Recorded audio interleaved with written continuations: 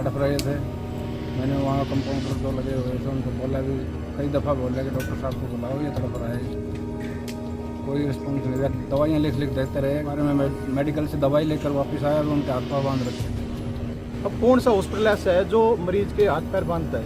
और डॉक्टर देखो एक भगवान का रूप होता है। हर आदमी डॉक्टर के पास किस लिए जाता है कि डॉक्टर साहब बचा लेंगे।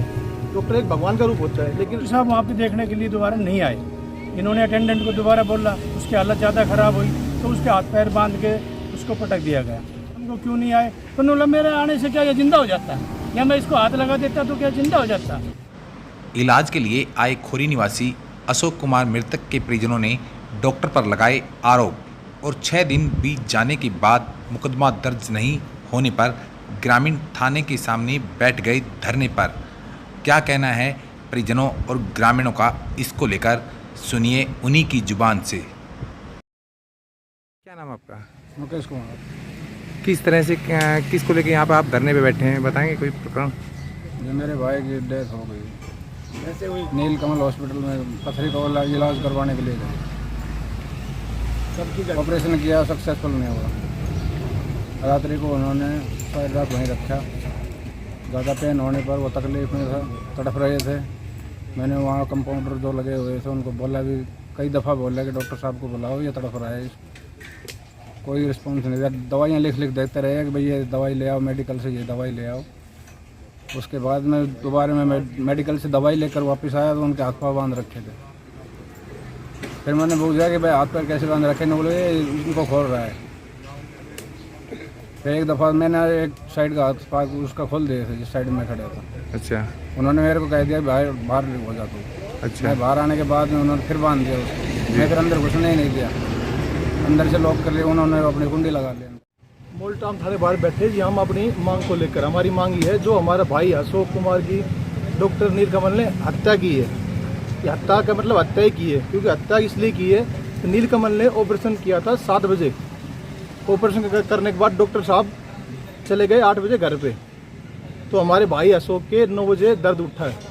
तो उनके भाई मुकेश जी जो उनको अटेंड कर रहे थे, अटेंडेंट थे वहाँ पे, उन्होंने कंपाउंडर वगैरह जो वहाँ पे स्टाफ था उनको बोला। तो स्टाफ ने जो भी पेन किलर वगैरह दी, उन्होंने हमें बोला कि हमने दवाइयाँ दे दी है। उसके बाद जब उनका दर्द ख़त्म नहीं हुआ तो उन्होंने फिर से बोला कि आप डॉक्टर साहब को बुलाओ। डॉक्टर साहब नहीं आए। इनने बार बार कहा नहीं आए। उसके बाद फिर उनका दर्द, जब दर्द ज़्यादा हो गया था तो ये फिर गए कि मेरे डॉक्टर साहब को बुला दो। लेकिन स्टाफ इतना अनपढ़ गवार लापरवाह है।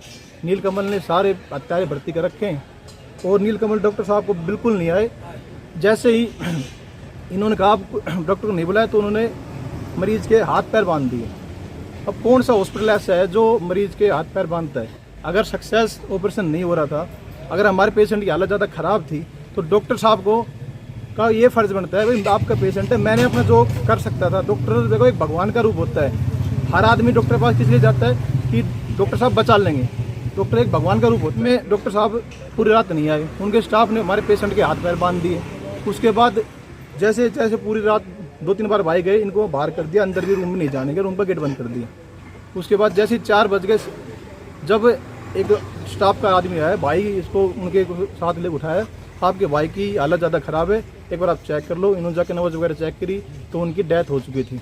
उसके बाद फिर हमारे डॉक्टर साहब आते हैं तो वो पूरी रात नहीं आए, तो सुबह आए 4 बजे और 5 बजे के बीच में। उन्होंने कहा है, उनका बयान ये था कि अगर मैं आ जाता, मेरे हाथ लगाने से क्या बच जाता, इसको तो मरना ही था। तो मतलब जो डॉक्टर ऐसी ये बयान दे सकता है तो मैं तो उसको डॉक्टर नहीं मानता हूँ। अभी किस लिए बैठे हैं आप हड़ताल पे, किस मांग को लेकर?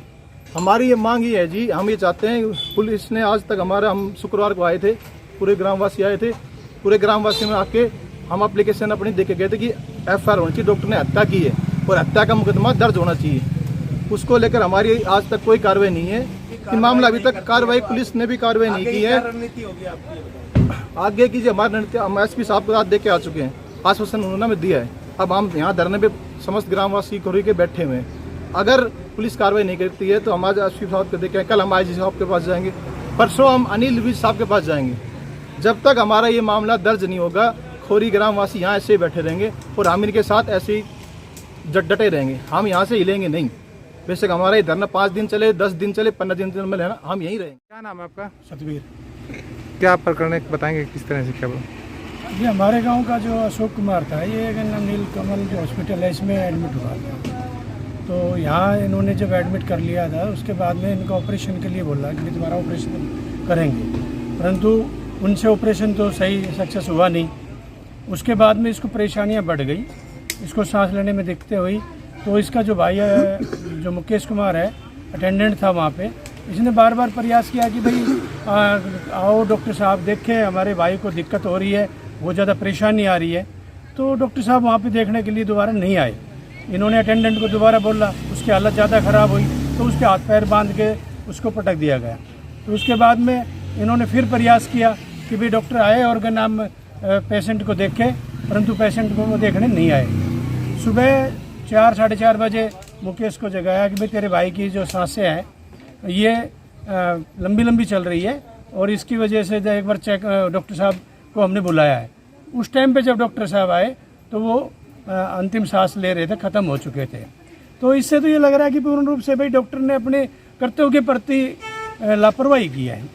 और उन्होंने उनका सुबह जब उनसे पूछा गया कि भाई तुमने इस पे शाम को क्यों नहीं आए, तो उन्होंने मेरे आने से क्या ये जिंदा हो जाता, या मैं इसको हाथ लगा देता तो क्या जिंदा हो जाता।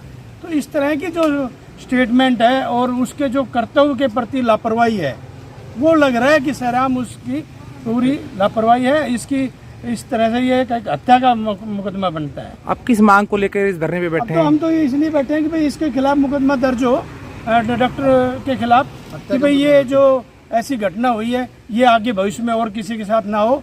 आज एक माँ का लाल गया है, एक बेटे का कहना पिता गया है और उसको बहुत बेसहारा हो, वो छोटे छोटे बच्चे हो गए हैं।